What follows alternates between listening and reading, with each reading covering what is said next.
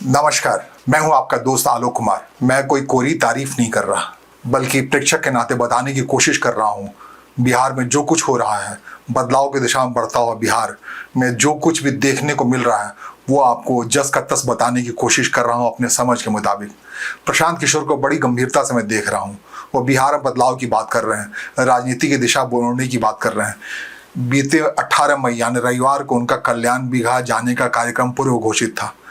अगर वो जाते कल्याण बिघा और मुख्यमंत्री नीतीश कुमार के गांव में जाकर उनके विकास पर कोई कालिक पोत आते, इसके लिए प्रशासन ने पूरा इंतजाम कर रखा था और 3 किलोमीटर पैदल चलने वाले प्रशांत किशोर को अभी कल्याण बिघा गांव जाने नहीं दिया गया।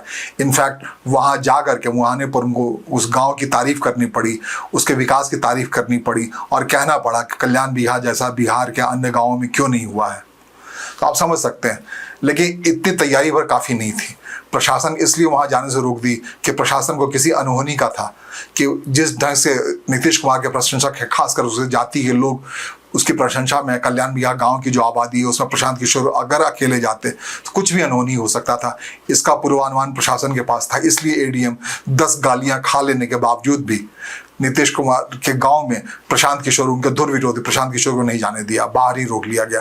आपने भी ये नहीं कहा कि बड़ा गांव में आप क्यों नहीं घुस सकते, आपने भी नहीं रोका। तो जो नियम बड़ा गांव के लिए है वही नियम कल्याण बिघा के लिए भी है। ये अलग नियम का है, बता मुझे कल्याण बिघा में हम क्यों नहीं जा सकते ये बता दीजिए, और कुछ नहीं हमको लिख के दे दीजिए। इसको राजनीतिक तौर पे जितना भी भुनाने की कोशिश कर रहे हैं प्रशांत किशोर के हक में है वो भुनाए, लेकिन कल्याण बिघा गांव जाने से पहले उन्होंने जो राजनीतिक बाजी चली, जो पासा चला, वो देखने वाली बेहद महत्वपूर्ण है। आरसीपी सिंह, पूर्व आईएएस अधिकारी, नीतीश कुमार के निजी सचिव, पूर्व केंद्रीय मंत्री को प्रशांत किशोर ने अपने जन सुराजी बना लिया। वो अपने पूरी पार्टी के साथ जन सुराज में शामिल हो गए। सब कुछ हुआ प्रशांत किशोर के कल्याण बिघा गांव जाने से पहले। आरसीपी सिंह न सिर्फ एक योग्य अधिकारी रहे हैं, बल्कि केंद्रीय मंत्री के नाते उन्होंने बिहार की खूब सेवा की है। और उन्होंने बताया, उन्हीं के रहते ये पता लगा मिनरल कॉर्पोरेशन ऑफ इंडिया के अधिकारियों के हवाले से कि बिहार में भरपूर सोना मौजूद है, टंगस्टन के खदान मौजूद है, उनकी खुदाई का काम। अब बिहार को ये शिकायत नहीं करनी चाहिए कि झारखंड के विभाजन के बाद उसके पास कुछ भी नहीं रहा, बल्कि भूतल के अंदर जो विशाल खोन सोने का भंडार, सोने के खान का पता लगा है, वही बिहार को उसका अभ्युदय काल में पहुंचाने के लिए काफ़ी। तो इस लिहाज से आरसीपी सिंह की महत्ता बहुत महत्वपूर्ण है। वो जनता दल यू के अध्यक्ष रहे, उन पे कोई ईमानदारी है, उन पे कोई दाग नहीं है, बल्कि केंद्रीय मंत्री के तौर पर वो नरेंद्र मोदी की एक नगीना मंत्री के तौर पर शामिल रहे, काफ़ी काम किया। ये अलग बात है कि ये बात नीतीश कुमार को नागवार गुजरी। नीतीश कुमार समझ गए कि नरेंद्र मोदी जैसे जीतन मांझी को कभी तोड़े थे अपने हक में, उसी ढंग से उन्होंने आरसीपी सिंह को भी तोड़ लिया। जब केंद्रीय मंत्रिमंडल से आरसीपी सिंह ने इस्तीफा नहीं दिया जेडीयू के बीजेपी से रिश्ता टूटने के बाद, तो उन्होंने ये तय किया कि अब इनको दोबारा राज्यसभा नहीं भेजा जाएगा। और जब वापस नीतीश कुमार आए बीजेपी के पास, तब आरसीपी सिंह से न सिर्फ जेडीयू का अध्यक्ष पद से इस्तीफा लिया गया, बल्कि ये इंश्योर किया गया कि जब वापस बीजेपी आई जेडीयू, तब उनको दोबारा राज्यसभा नहीं भेजा जाए। इसका नतीजा ये हुआ कि 2024 चुनाव से पहले उनको इस्तीफा देना पड़ा, घर बैठना पड़ा। और आरसीपी सिंह चूंकि ईमानदार थे, पैसे वाले नहीं थे, उन्होंने जीतन राम मांझी जैसा कोई हम जैसी पार्टी नहीं खड़ी की। हाँ, लेकिन इतना इंतजाम जरूर कर दिया कि उन्होंने नीतीश कुमार की जाति के अंदर ही उन्हें डिस्क्रेडिट कर दिया, हुंकार भरना शुरू किया। उस कुर्मी समुदाय में जिसके नीतीश कुमार नेता हैं, कुशवाहा समुदाय में जिसके नीतीश कुमार नेता हैं, कुर्मियों का गांव है कल्याण बिघा, वो पूरा इलाका नीतीश कुमार का गांव है जहां प्रशांत किशोर जाना चाहते थे। उन्हें इस बात का लाजिम तौर पर खतरा था कि 9 बार के मुख्यमंत्री नीतीश कुमार के गांव जाकर के उनके विरोध में अगर बातें कर देंगे तो वहाँ मुश्किलात आएंगे। इससे पहले ये जरूरी था उनके जाति के दूसरे कद्दावर नेता को जन सुराजी बना लिया जाए। तो आरसीपी सिंह इसलिए महत्वपूर्ण है कि 18 मई की घटना बिहार की राजनीति बेहद महत्वपूर्ण जानी जाएगी। इसलिए यहाँ से अगर जन सुराज का कायाकल्प होता है, बिहार की राजनीति में कुछ बड़ा बदलाव लाते हैं, वहाँ आगामी विधानसभा में अच्छी सीटें लाते हैं, तो 18 मई की तारीख को याद किया जाएगा। हाँ, ये अलग है कि अभी भी जन सुराज के पास कुशवाहा बड़े नेता का इंतजाम होना बाकी है। जेडीयू की एक बड़ी फौज उनके पास आ गई है।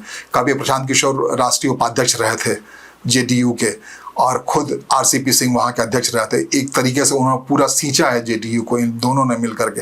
नीतीश कुमार को अक्षुण्ण रहने दिया कि आप प्रशासन चलाइए, आप मुख्यमंत्री रहिए, पार्टी संगठन काम, ये दोनों महारथी संभालते रहे थे। इन्हीं दो को काफ़ी हद तक श्रेय जाता है कि 2015 में नीतीश कुमार को उठा करके लालू प्रसाद यादव के पास ले गए थे और भारतीय जनता पार्टी के जीत के रथ को बिहार में रोक लिया गया था 2015 में। 2014 लोकसभा में जब भारी बहुमत से जीत करके नरेंद्र मोदी सरकार बनाए थे, तो पहला झटका 2015 में बिहार विधानसभा चुनाव में भारतीय जनता पार्टी को लगा था, जिसमें भारतीय जनता पार्टी महज 54 सीट ही हासिल कर पाई 243 सीटों में। तो इस झटके को शायद नरेंद्र मोदी आज तक बर्दाश्त नहीं कर पाए हैं, या बीजेपी नहीं बर्दाश्त कर पाई, या उस झटके से अब तक नहीं हो पाई। ये अलग है कि 2020 में यही काम जेडीयू को झेलना पड़ा और महज 43 सीट लेकर भी मुख्यमंत्री बने हुए नीतीश कुमार। अब आगे क्या होता है ये देखना है। आरसीपी केंद्रीय मंत्रिमंडल में नरेंद्र मोदी के मंत्री थे, अब वो आए हैं जनसुराजी बन करके। तो क्या जनसुराजी इतना इफेक्टिव होगा कि जनता दल यू जो अभी 43 सीट हासिल कर पाई उससे भी कम पे आ जाएगी आगामी विधानसभा में जो अक्टूबर में होने वाला है। नीतीश कुमार के आरसीपी सिंह और प्रशांत किशोर की व्यूह रचना में जाकर फंस गए हैं। क्या नीतीश कुमार के पास ये ऑप्शन अब खत्म हो गया है कि वो अपने बेटे निशांत कुमार को ले पाए, उसी कद्दावर अंदाज में जेडीयू की महिमा को बखान कर पाए, जो जेडीयू एक बड़े भाई के तौर पर एनडीए पार्टनर हुआ करती है।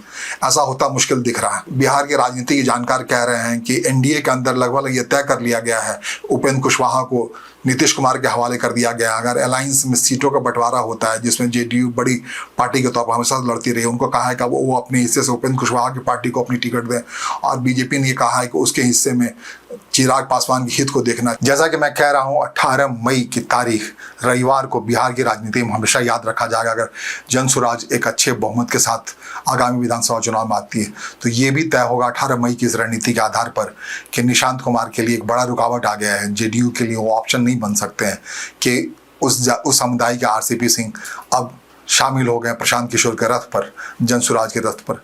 हाँ, अभी और भी प्रोबेबिलिटी बननी बाकी है, रणनीतियाँ और भी खुलासा होना बाकी है। जैसा कि अब एनडीए के अंदर इस तोड़ फोड़ को ऐसा समझ रहे हैं आप, आरसीपी सिंह के जाने से एनडीए को नुकसान होगा, तो एनडीए को नहीं बल्कि इसमें नीतीश कुमार को नुकसान होगा। इसी ढंग से कांग्रेस जिस ढंग से बिहार में सक्रिय है, वो हर कीमत पर आरजेडी को एक बड़ा नुकसान पहुंचाने के मूड में है, और वो नुकसान किस हद तक होगा उस बात को समझने के लिए अब्दुल्ला ओवैसी की सक्रियता को देखना पड़ेगा। राष्ट्रीय वो एक हिसाब से सीमांचल के इलाके में जो बहुत मुस्लिम बहुल इलाका है, वहाँ पर उनकी अच्छी पकड़ है, और वो अगर तोड़ पाते हैं इस बार फिर से एक बार आरजेडी के साथ जुझा रहे मुस्लिम वोट को, तो ये बहुत महत्वपूर्ण है। बिहार की रणनीति जिस ढंग से बन रही है, अगले 100 दिनों के अंदर में बहुत कुछ तय हो जाना है। 30 तारीख को एनडीए की रैली करने जा रहे हैं विक्रम में प्रधानमंत्री नरेंद्र मोदी, उससे बहुत कुछ निकलने का आना है कि एनडीए के पार्टनर के अंदर जो अविश्वास सा माहौल बन रहा है उसको कैसे मजबूती देती है भारतीय जनता पार्टी, या भारतीय जनता पार्टी अपने नए जो तुरुप के इक्के हैं, सम्राट चौधरी हो या संजय जायसवाल हो या कोई नया नाम आता है, उसको कैसे पेश करती है विक्रम की जनसभा में, वो देखने वाली बात है। इनफैक्ट प्रधानमंत्री नरेंद्र मोदी बिहार के चुनाव को कितनी गंभीरता से लेकर रहे हैं, इसका अंदाजा यही इस बात से लगाया जा सकता है। ऑपरेशन सिंदूर के बाद अगर कोई राजनीतिक सभा कर रहे हैं वो तो बिहार में जाके कर रहे हैं।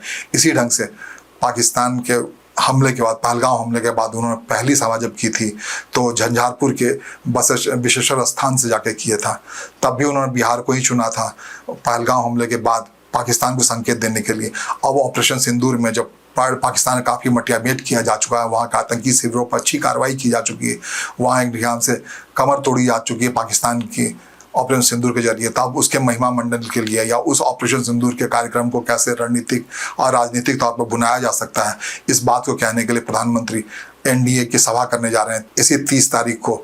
तो वो देखने वाली बात होगी कितना महत्व है। महज 100 दिन से कम बचे हैं बिहार चुनाव के।